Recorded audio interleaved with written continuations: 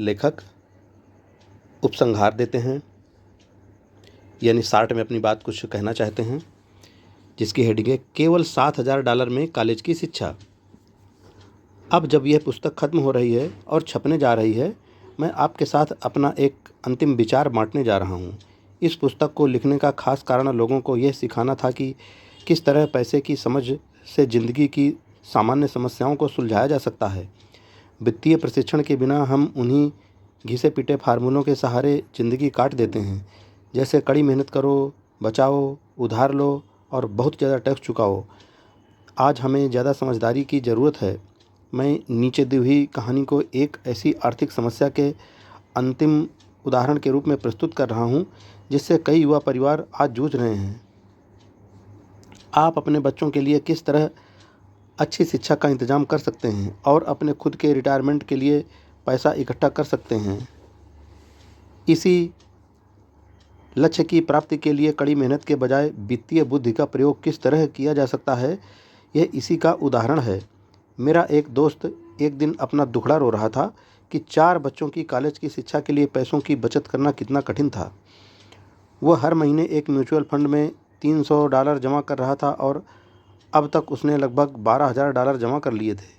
उसे अपने बच्चों को कॉलेज भेजने के लिए $4 लाख की ज़रूरत थी। उसके पास इसे जमा करने के लिए 12 साल थे, क्योंकि उसका सबसे बड़ा बच्चा तब 6 साल का था। यह 1991 की बात थी और उस समय फीनिक्स का रियल एस्टेट बाज़ार दुर्दशा में था। लोग बाग अपना घर बार बेचने में लगे थे।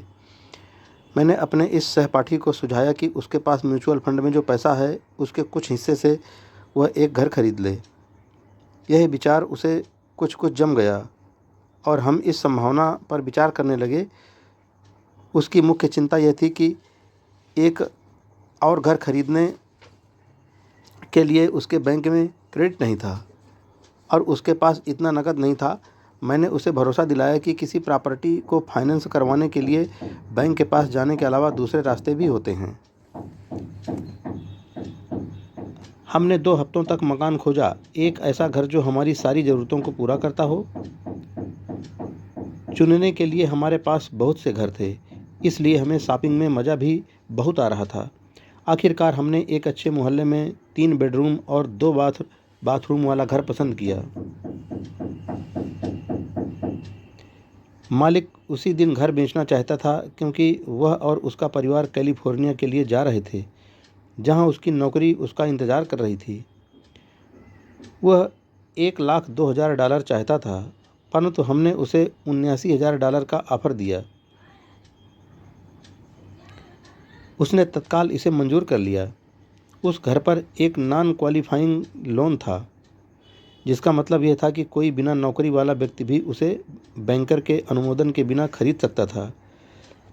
मकान मालिक पर $72,000 का कर्ज बाकी था, इसलिए मेरे दोस्त को केवल बचे हुए $7,000 का इंतज़ाम करना था, जो कर्ज की रकम और खरीदने की राशि का अंतर था। जैसे ही मालिक ने घर खाली किया, मेरे दोस्त ने मकान किराए पर उठा दिया। सारा खर्च निकालने के बाद उसमें कर्ज की किस्त भी शामिल थी। उसकी जेब में हर महीने $125 आने लगे।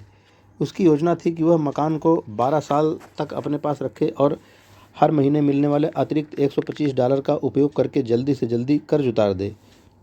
हमने अनुमान लगाया कि 12 सालों में कर्ज का एक बड़ा भाग चुक जाएगा और जब उसका पहला बच्चा कॉलेज जाएगा तो उसके पास $800 प्रति माह की आमदनी होगी। अगर उस मकान की कीमत बढ़ जाती है तो वह घर को बेच भी सकता था।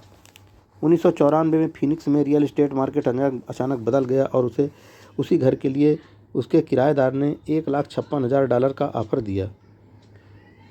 जो उस घर में रहता था और उससे प्रेम करने लगा था। एक बार फिर उसने मुझसे पूछा कि इस बारे में मैं क्या सोचता हूँ, और मैंने स्वाभाविक रूप से कहा कि वह इसे 2031 टैक्स विहीन एक्सचेंज के आधार पर बेच दे।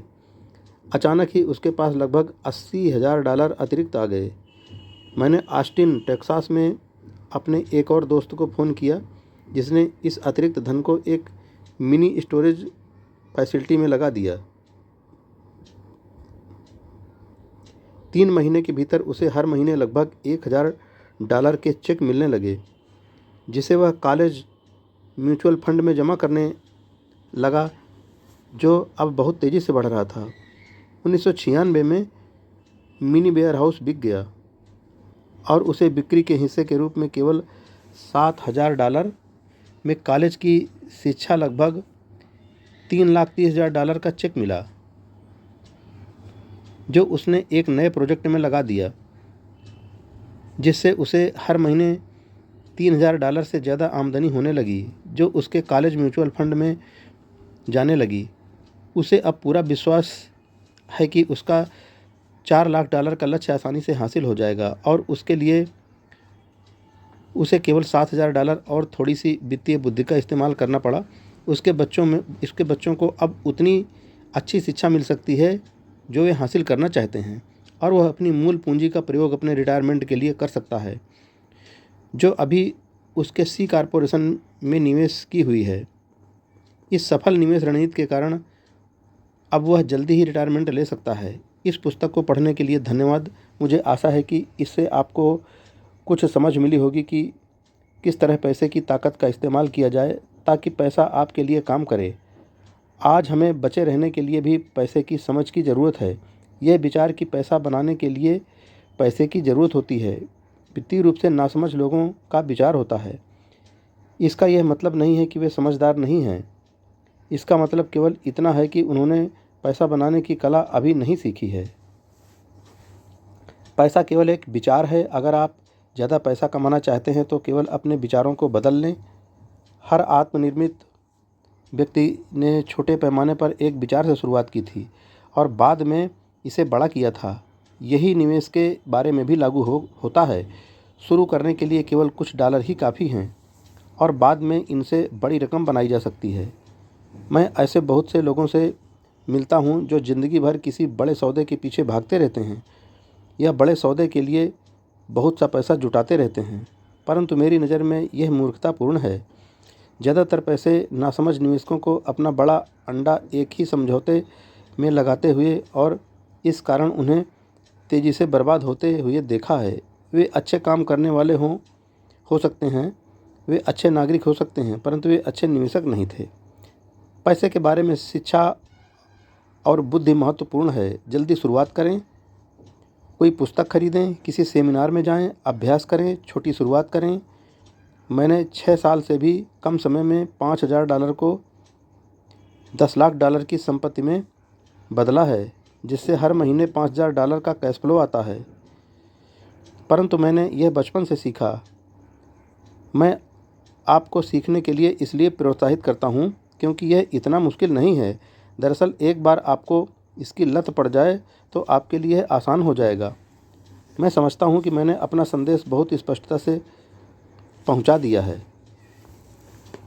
आपके हाथ में क्या है, इस बात का निर्णय इस बात से होता है कि आपके दिमाग में क्या है। पैसा केवल एक विचार है। यह बहुत बढ़िया पुस्तक है, थिंक एंड ग्रो रिच। इसका शीर्षक ये नहीं है कि कड़ी मेहनत कीजिए और अमीर बनिए। यह सीखें कि किस तरह आप पैसे से अपने लिए कठोर मेहनत करवा सकते हैं और आपकी ज़िंदगी किस तरह ज़्यादा आसान और सुखद हो सकती है। आज इस बात की ज़रूरत है कि आप सुरक्षात्मक खेल खेलने के बजाय स्मार्ट बनें और अपनी बुद्धि का प्रयोग करें। मित्रों, यह था इस पुस्तक का उपसंहार। अब कल हम इस पुस्तक का अगला जो टाइटल है, काम में जुटें, फिर एक और टाइटल बचेगा जो रॉबर्ट कियोसाकी का एजुमर्सियल, एक एजुकेशनल कमर्शियल, 3 तरह की आय। आज का भाग यहीं पर पूरा करते हैं। जय हिंद फ्रेंड्स।